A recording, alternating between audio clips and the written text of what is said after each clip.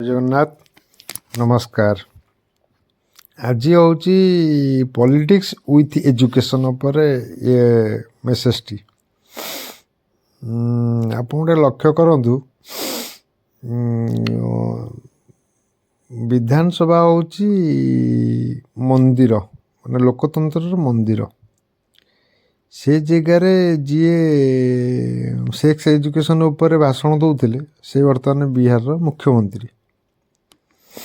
କିନ୍ତୁ ଭାରତର ରାଜଧାନୀ ଦିଲ୍ଲୀ ଯିଏ ଏଜୁକେସନ୍ ଉପରେ କ୍ରାନ୍ତି ଆଣିଥିଲେ ସିଏ ସରକାରରେ ନାହାନ୍ତି।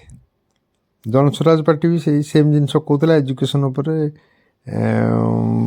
ଯିଏ ମାନେ ଛୋଟ ପ୍ରୟାସ କରୁଥିଲା ସିଏ ବି ସରକାରକୁ ଆସିପାରିଲାନି କି 0 ସିଟ୍। ଓଡ଼ିଶାରେ 5T କରି ଯିଏ ମାନେ ଗୋଟେ 5T କରିକି ଆମର ସ୍କୁଲ ଏଜୁକେସନ୍କୁ ଡେଭଲପମେଣ୍ଟ କରୁଥିଲେ କିମ୍ବା ଆମର ଆଦର୍ଶ ବିଦ୍ୟାଳୟ କରୁଥିଲେ ସେ ବି ସରକାରରେ ନାହାନ୍ତି। କିମ୍ବା ଯିଏ ଆମର ନବୋଦୟ କରିଥିଲେ,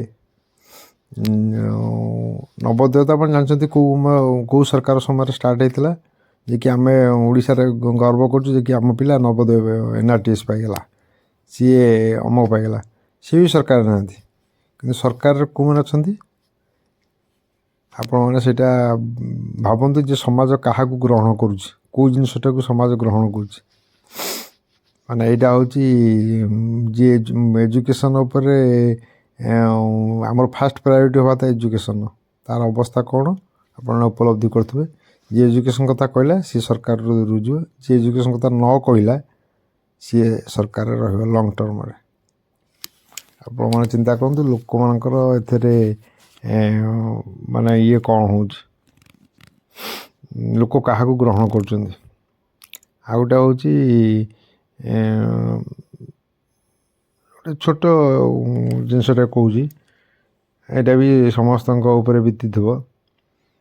କେଇ ଜଣ ଲୋକ ଆସିକି ଯେଉଁମାନେ ରାଜନୀତିରେ ଅଛନ୍ତି, ଯେଉଁମାନେ ଆସିକି ଭାଷଣ ଦିଅନ୍ତି, କେଉଁମାନେ ଆସିକି ଏଜୁକେସନ୍ ଉପରେ ଭାଷଣ ଦିଅନ୍ତି ଯେ କି ପାଠ ପଢ଼ିକି ମଣିଷ ହୁଅ, ଭଲ କର ସେ କର ସବୁ କହିବେ। କିନ୍ତୁ ଏଜୁକେସନ୍ କରିକି ଆবার ରାଜନୀତିକି ଆସନ୍ତୁ, ପାଠ ପଢ଼ିଥିବା ଲୋକ ହିଁ ରାଜନୀତିକି ଆସନ୍ତୁ, ସେ କେବେ କହିବେନି। କାରଣ ସେଠି ହେଉଛି ମୂର୍ଖଙ୍କର ଗନ୍ତାଘର। ପଲିଟିକ୍ସ ଯିଏ ଯିବ ସିଏ ତା'ର ମିନିମମ୍ କ୍ୱାଲିଫିକେସନ୍ ହେଇଥିବା ଦରକାର, ସେ ମୂର୍ଖ ହେଇଥିବା ଦରକାର। ଆଉ ସବୁ ପାଇଁ ଆପଣଙ୍କର ଏଜୁକେସନ୍ ଅଛି। ଗୋଟେ ପିଅନ ହେବାକୁ ହେଲେ ବି ଆପଣ ଏଜୁକେସନ୍ ସାର୍ଟିଫିକେଟ୍ ଦରକାର।